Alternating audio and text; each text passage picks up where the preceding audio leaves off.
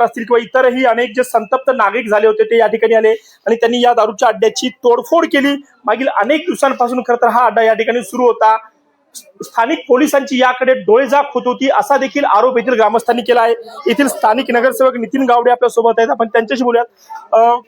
काय झालं नेमकं? खरं तर इतका मोठा प्रकार घडतोय, 5 जणांचा मृत्यू होतोय, या ठिकाणी दारूचा अड्डा सुरू होतोय, याची कुणाला खबरही लागत नाही। सर, मी या बाबतीत कायम आमचं पोलीस प्रशासनाशी बोलणं चालू आहे की आपल्या भागामध्ये जेवढे पण हे असे अवैध धंदे चालू आहे, म्हणजे दारू असू द्या, ताडी असू द्या किंवा गांजा विक्री पण केली जाते, आम्ही वारंवार म्हणतोय की अशामुळे आपली तरुण पिढी वायाला जाते। आता तुम्ही बघा, अजूनही सगळे आकडे आले नाहीयेत आपल्याकडे, किती जणांचा मृत्यू गेलाय। आता याला जबाबदार कोण? प्रशासनच जबाबदार आहे का नाही? ओके, नाही पण कसं या ठिकाणी जर का दारूचा अड्डा होता, इथल्या लोकांना माहिती आहे, इथले लोक आमच्याशी बोलताना सांगतात की 5-6 महिन्यापासून या ठिकाणी दारूची विक्री केली जात होती। इथल्या लोकांना माहिती आहे, पण पोलीस स्टेशन इथून काही मीटर अंतरावर आहे, पोलिसांना या गोष्टीची कल्पना नाही का? साहेब, पोलिसांना कल्पना नसली तरी आम्ही कल्पना देतो ना। आम्ही पण 10 वेळा सांगितलंय पोलीस प्रशासनाला की असे काही उद्योग आपल्या प्रभागात चाललेले आहेत तर तुम्ही तिथं पोलीस पाठवा।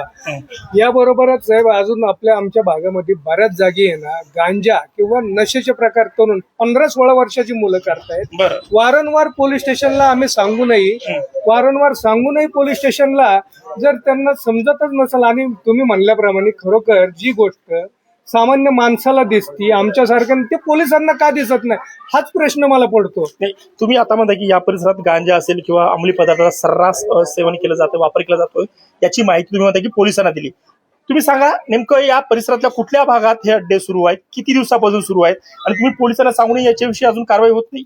साहेब, आता काळे बोराटे नगर भागामध्ये सर्रास गांजा विकला जातो।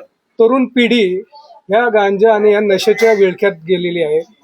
इंजेक्शन घेतले जातात। बरेचसे लोक पोलीस स्टेशनला कंप्लेंट करतात, महिला, की त्यांच्या भागामध्ये काहीतरी गाड्या लावलेल्या असतात आणि त्या गाड्यात बसून हे नशेचे प्रकार होतात। वारंवार आम्ही सांगतोय ना पोलीस स्टेशनला, पण पोलिसांचं म्हणणं काय, एकतर ही हद्द आमची नाही, ती हद्द आमची नाही। अहो, तुमची हद्द नसेल तर तुम्ही शेजारच्या पोलीस स्टेशनला कळवा ना, हे काम आपलं आहे ना, नागरिकांचं काम नाहीये। आता या बाबतीत आता शेवटची स्टेज आज आली। आज जर हा प्रकार घडला नसता तर आजही इथं पोलीस प्रशासन आलं नसतं। आता मात्र आम्ही शांत बसणार नाहीये, कारण आमच्या जेवढ्या काही गोष्टी होत्या त्या आम्ही विनंती करून दमलोय। आता आम्हाला आमच्या नागरिकांसाठी पुढचं पाऊल उचलावंच लागणार आहे। ओके, तर आपण पाहू शकता हे होते या परिसरातले स्थानिक उद्धव बाळासाहेब ठाकरे शिवसेना पक्षाचे नगरसेवक नितीन गावडे। या परिसरात मागील अनेक दिवसांपासून खरं तर हे अवैध धंदे सुरू होते। या ठिकाणी जो दारूचा धंदा जो आहे तो सुद्धा अनेक दिवसापासून सुरू होता, याची माहिती सातत्यानं पोलिसांना दिली जात होती, मात्र पोलिसांकडून याच्यावर कुठलीही कारवाई केली जात नव्हती, आणि त्याचंच रूपांतर आपण आज पाहू शकता अशा या एका मोठ्या दुर्घटनेत घडलं, आणि 5 नागरिकांना या विषारी दारू प्राशन केल्यामुळे आपला जीव गमवावा लागलाय। पुण्याहून किरण शिंदे, लोकमत व्हिडिओ।